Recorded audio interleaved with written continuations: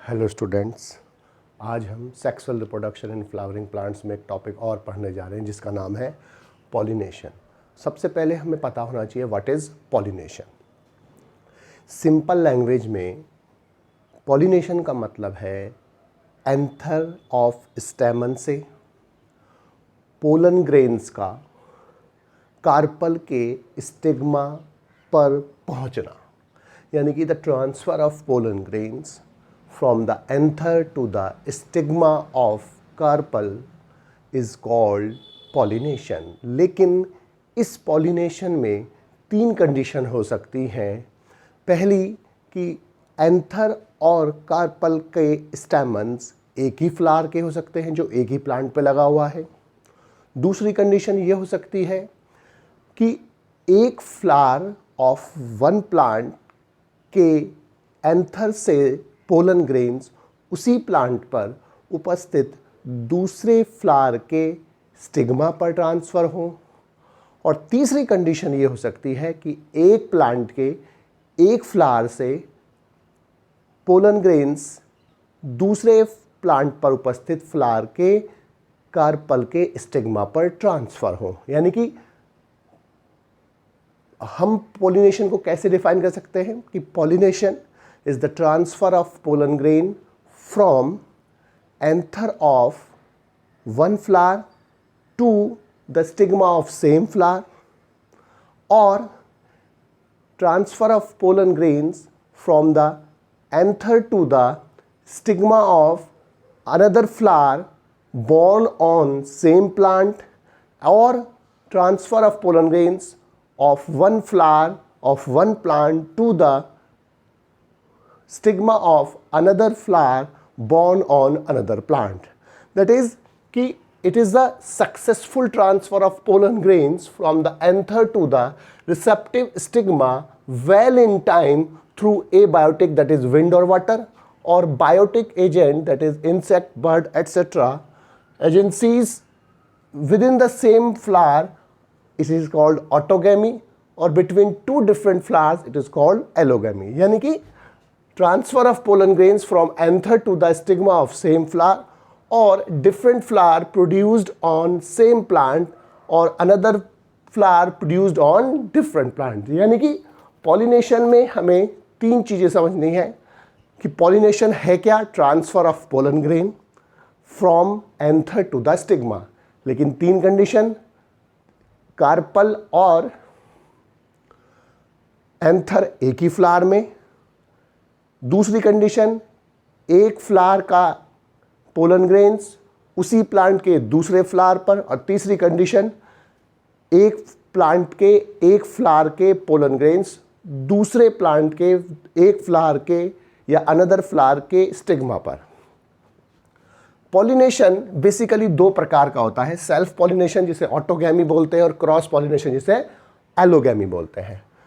Self pollination का मतलब क्या है कि transfer of pollen grains from the anther to the stigma of same flower of the plant, यानी कि एक ही प्लांट इन्वॉल्व है, एक ही फ्लावर इन्वॉल्व है। इसमें हमें दो बातें याद रखनी है कि पॉलिनेशन का मतलब ही क्या है कि ट्रांसफर ऑफ पोलन ग्रेन, लेकिन ट्रांसफर ऑफ पोलन ग्रेन हो कहाँ रहा है, from anther to the stigma of same flower of same plant, यानी कि एक ही प्लांट के एक ही फ्लावर का इन्वॉल्वमेंट है। यानी कि एक प्लांट के एक फ्लावर के पोलन ग्रेन उसी फ्लावर के स्टिग्मा पर ट्रांसफर होते हैं। It is called autogamy.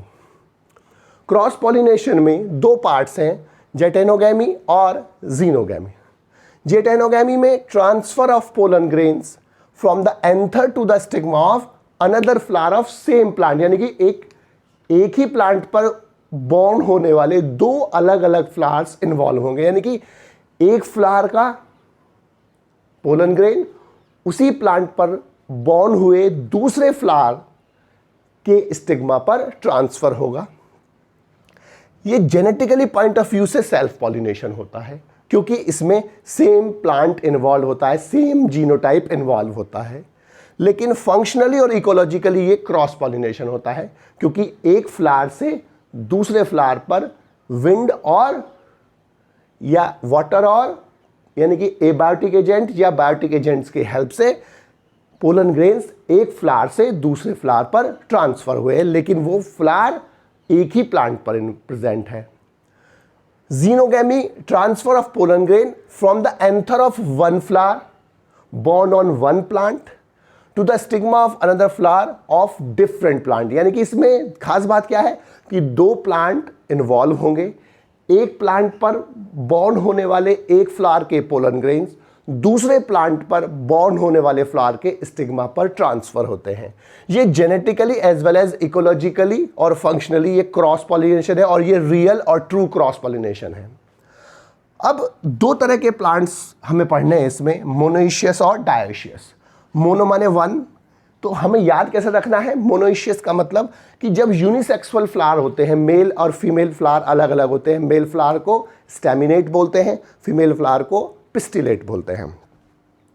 तो मोनो माने एक, जब दोनों ही फ्लावर एक ही प्लांट पर होंगे, both male and female flowers are present on same plant.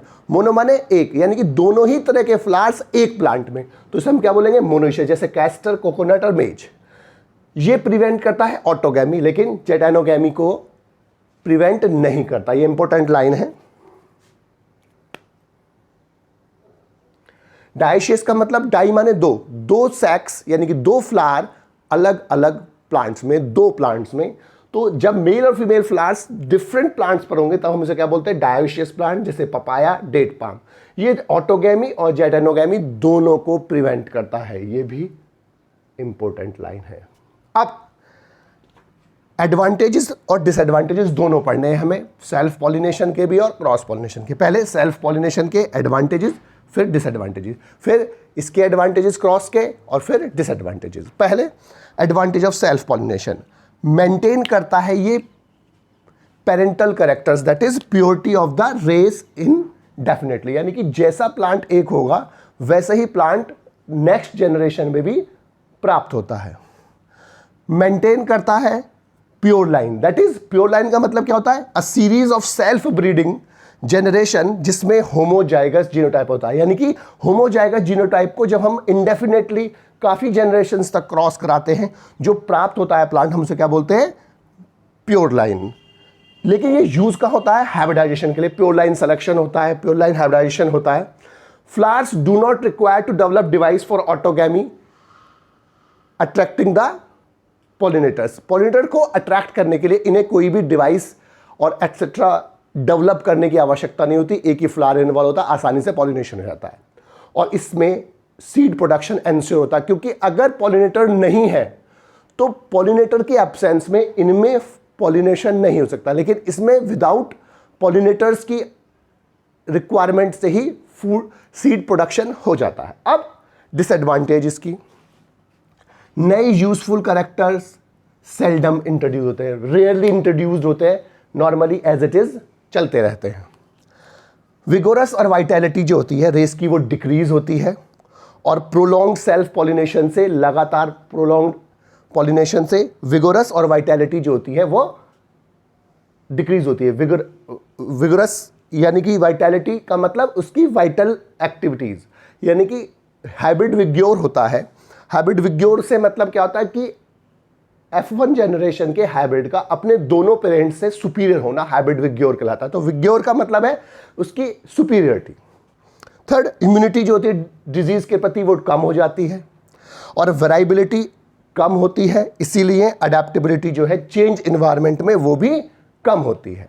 अब एडवांटेज ऑफ क्रॉस पॉलिनेशन, अब सबसे बड़ा इंपॉर्टेंस क्या है कि इसकी जेनेटिक रिकॉम्बिनेशन इंट्रोड्यूस होते हैं, वेरिएशन रिड्यूस होते हैं, इसीलिए प्रोजेनी जो होती है वो ज़्यादा वेरिएशन वाली प्रेजेंट होती है, बनती है, और इससे इंक्रीज होती है adaptability of offspring towards the changing environment. Changing environment के प्रति जो अडेप्टेबिलिटी है ऑफस्प्रिंग की वो बढ़ती है। ऑफस्प्रिंग्स में कैरेक्टर्स बेटर होते हैं अपने पेरेंट्स से, क्योंकि इसमें हाइब्रिड विग्योर होता है। हाइब्रिड विग्योर का मतलब क्या था? अभी हमने पढ़ा क्या कि F1 हाइब्रिड की superiority over both their its parent, अपने दोनों पेरेंट से F1 हाइब्रिड का बेहतर होना क्या कहलाता है? हाइब्रिड विग्योर कहलाता है। प्लांट्स में मोर रेजिस्टेंस प्राप्त होता है डिजीज के प्रति, डिजीज से वो ज़्यादा रेजिस्टेंट होते हैं, उन्हें ज़्यादा डिजीज नहीं हो पाती। नए और मोर यूजफुल वेरिएशंस के कारण वैरायटीज़ डेवलप होती हैं, और क्रॉस पॉलिनेशन से नई वैरायटीज़ विकसित हो पाती हैं, और डेफिनेट डिफेक्टिव कैरेक्टर्स जो होते हैं रेस के वो एलिमिनेट हो जाते हैं, रिप्लेस हो जाते हैं बेटर कैरेक्टर से।